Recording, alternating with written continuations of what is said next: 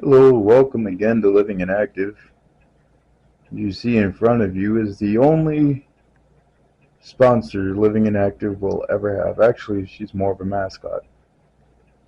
This is Bessie.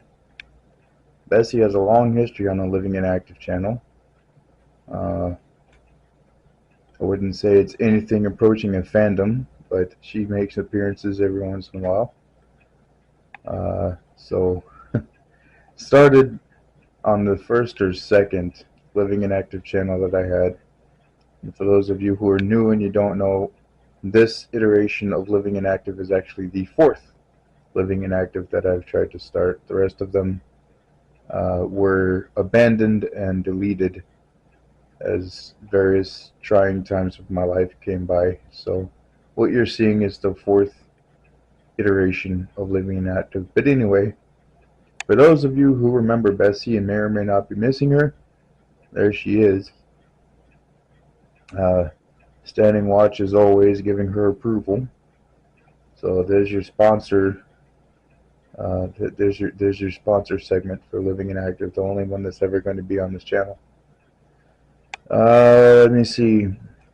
One of the things that I was working on, I haven't settled on a topic quite yet for the video, so I'm going to do kind of a rambling introduction. One of the things I've been working on is trying to figure out how to actually go about knitting, being able to successfully do the act of knitting. This isn't attached to anything. This is just where I keep the empty needle, so I don't lose it, so it doesn't roll around or whatever. I have the yarn sitting in the jar because that keeps it in place for me to pull the yarn out while I'm knitting.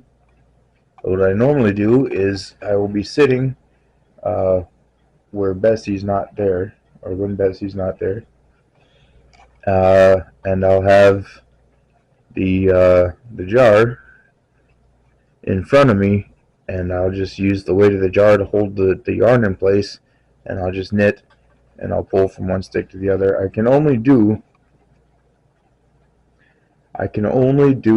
know at least which playlist this video is going to go on. This is going to go on Rolling Towards Eternity.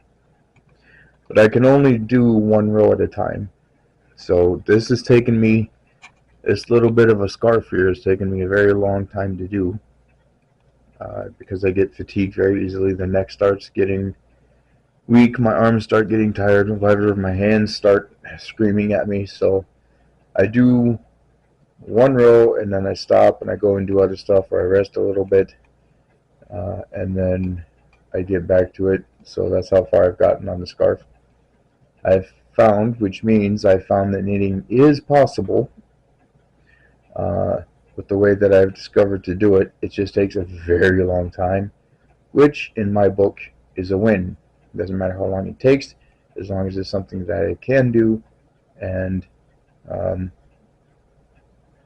have something to actually make something productive or useful for other people with. Right here you'll see my very fine Bell & Howell 252 Super 8 camera. I know you saw it in the one of the Zero Dork 30 posts. But I've actually, now it has a better standing, I've actually finished off shooting one side of the roll of film that was in there. I'm waiting for an 8mm film viewer and editor that I ordered in order to figure out if the other side has been exposed or not. So I don't really want to mess with that film too much until I get that in and I figure out if the other side has been exposed or not. But I do have new footage shot on the film that was in there. So if the film is any good, then well, you're going to get footage of that. My hearkening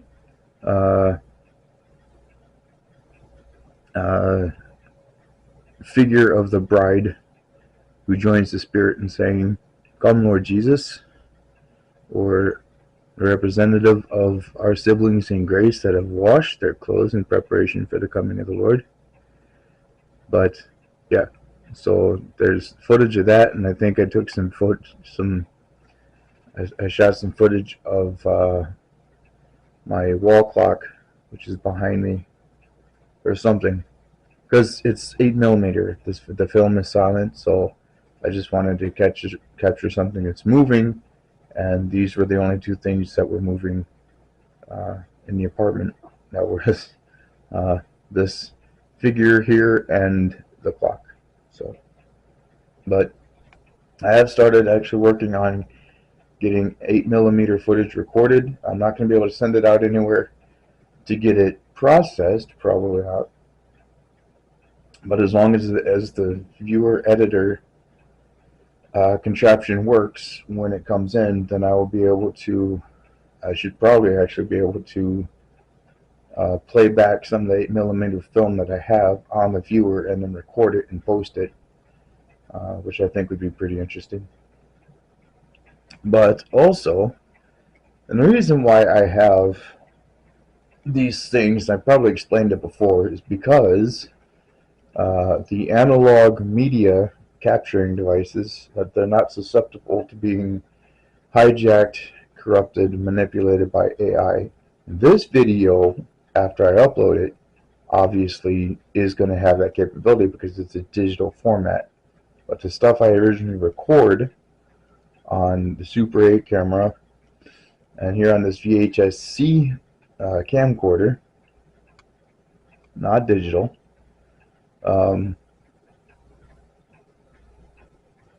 it's pretty much the original footage is going to be safe from corruption and manipulation. It is midnight 30, by the way. And I've got a little bit of footage recorded on that. I've had this for years. I actually had this. This was one of the first things I bought when I moved to this town 4 years ago. I had thought that I was going to be carrying it around because I was still walking at that point with a cane. But I thought that I was going to be shooting videos of my walks and explorations and things. And that didn't happen. But I got both of the batteries charged up tonight, and I shot a little footage. These tapes are still available. You can find them pretty much anywhere. Again, this channel is not sponsored by anyone other than Bessie back there. So let no one be confused. But I got some footage on there. I got some footage on the 8mm right there. I have tested. I shot the video. You guys saw me shoot the video where I tested the 8mm projector. I have actually received 2 reels of 8mm film that I will be. You can get dizzy with me. That I will be running through the projector to test it out, or whatever else. Once I'm rested up and recouped, and able to carry on such things. I received yesterday a Super 8 projector that I had ordered because it was actually a dual 8mm and Super 8. There is a difference, but it was a dual function projector. It's supposed to work on both of them. But I got it, and I started trying to test it. Now that clock agrees that it's midnight 30. It's a little bit behind. And the thing is fried. It doesn't work. So it was only like $30-something, so it can go in the dumpster. I have a couple on standby that I've ordered, so at least one of those will be coming this way in its place. I'm not concerned about it. But as long as I build up the capability of being able to have resources and things for people to make use of, um, or just being able to find. It would be cool to find like some old 8mm Christian films or sermons or whatever. I think that'd be pretty interesting. But over here we have my still. I think I have one or two more of these these novelty zither type instruments. These two both feature in videos on the channel. This one I haven't shot a video of since like the first Living and Active channel. I've had that as long as I've had the camcorder. Truth be told, no, second Living and Active channel. Sorry, I haven't had this one as long. But this one here, I call it a fiddle harp because it's played with a fiddle bow, and you hold it like a harp in your lap. The actual name of it is a violin yoke. Apparently this has more to do with a ukulele than it does a harp or a fiddle, but whatever. That's not the name I would have chosen with it. To me, the name is clunky. It doesn't make sense. But the music it plays is absolutely beautiful. So I like it. I keep it. I haven't touched this thing, by the way, in like almost a year, and it's still in tune. I just tried it yesterday, the day before, and it's still holding almost a perfect tune. So that's here for old world workmanship.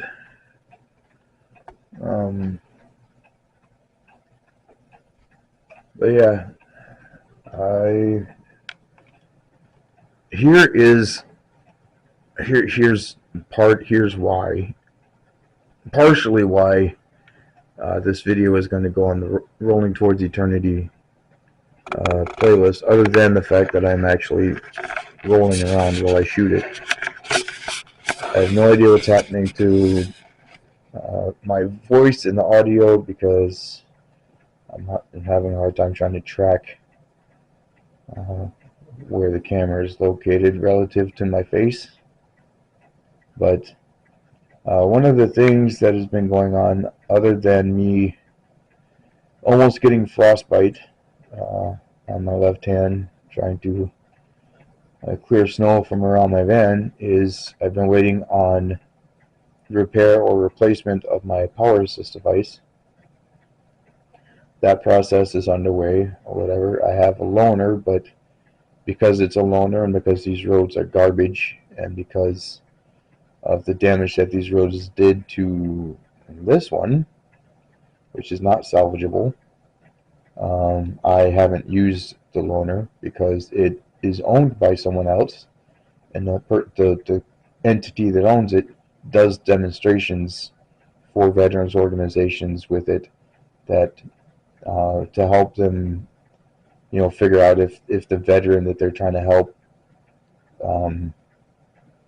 can benefit from having the power assist device. So I'm not going to be the one to even risk causing the greater expense to a person, an entity, organization trying to help others, or removing from someone the ability to see and learn about something that is undoubtedly very, very helpful.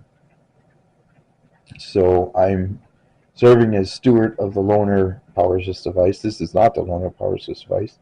This one is mine. This is the one that's busted up beyond repair. So though you can't tell from this angle, but if I were to wrestle with it and get it facing head on, you would see how jacked up the front fork and the entire wheel assembly actually is. But so the point of all this is that it's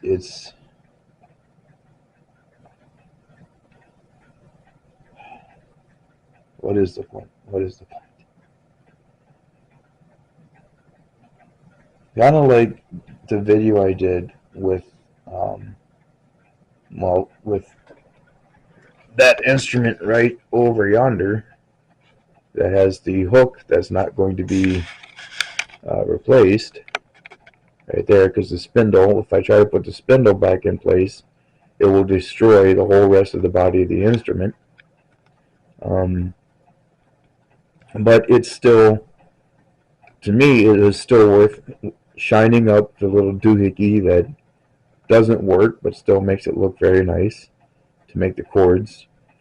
And it's worth doing what I can to get the strings that actually will take and keep a tune into tune, because it can play lovely, beautiful things. And the missing spindle isn't a problem, because that hook actually lets me get my arm around it better and hold it more securely in my lap to play it. So in keeping with that thought,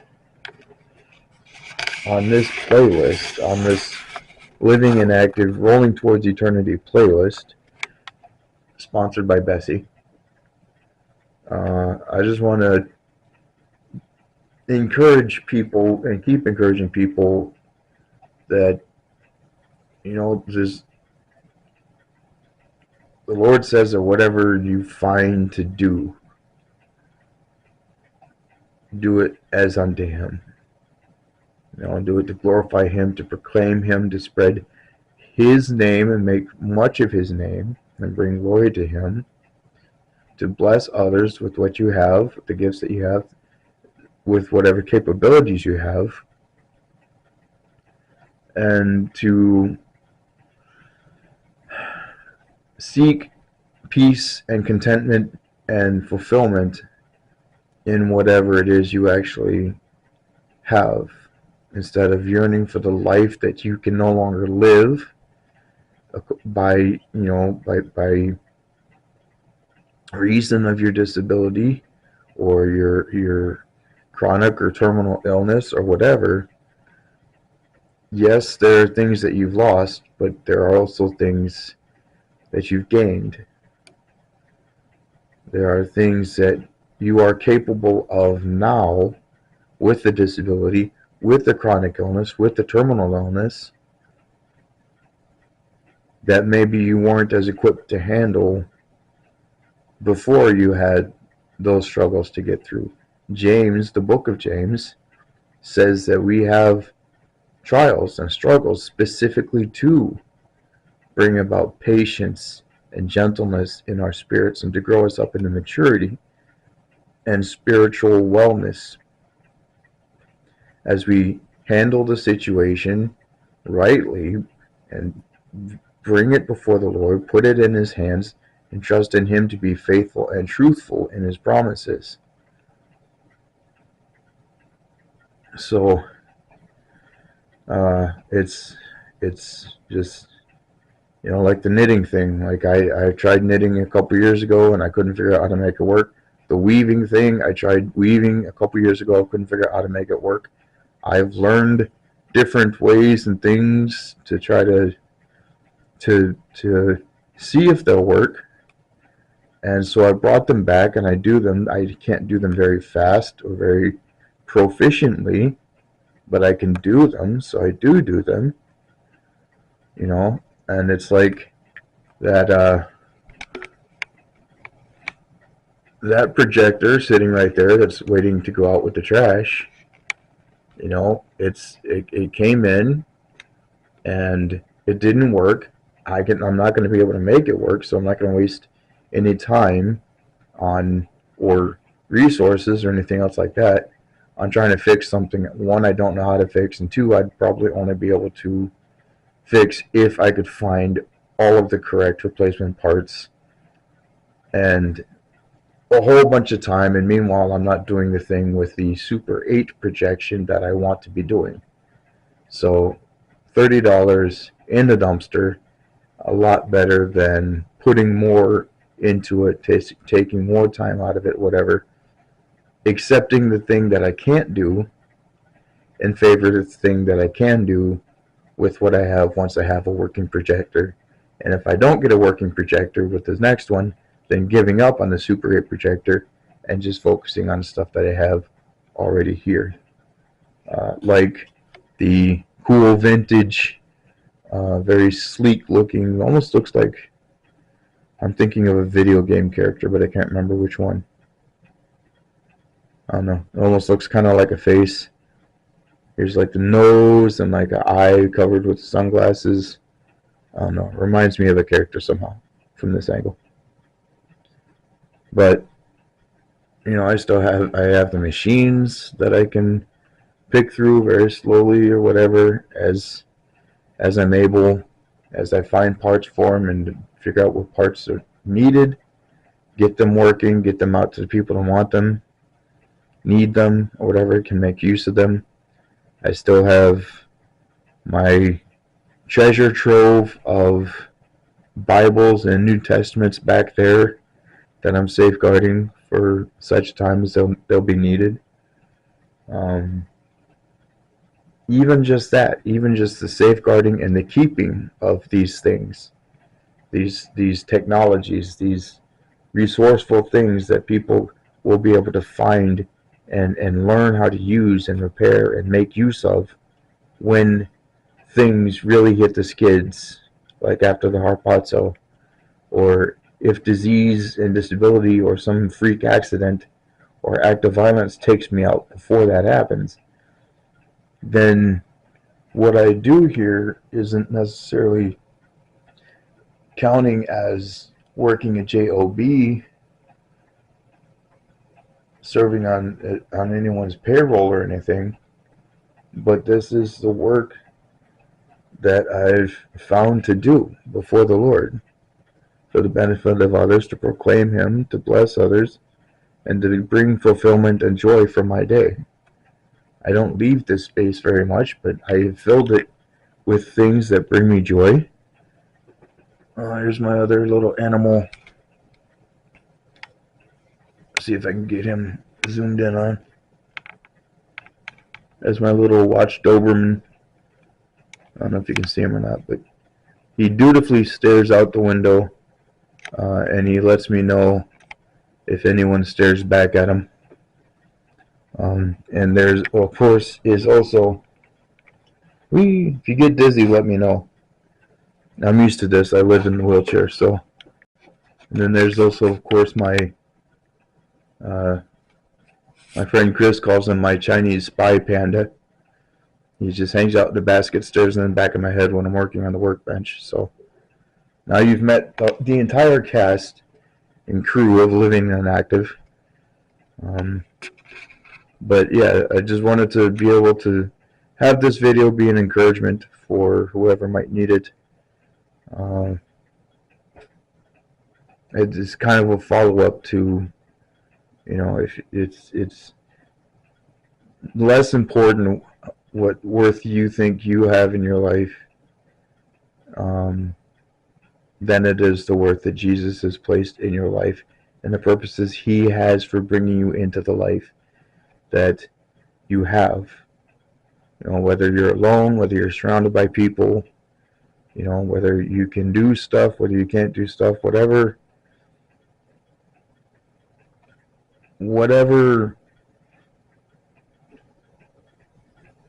reality that you come into. The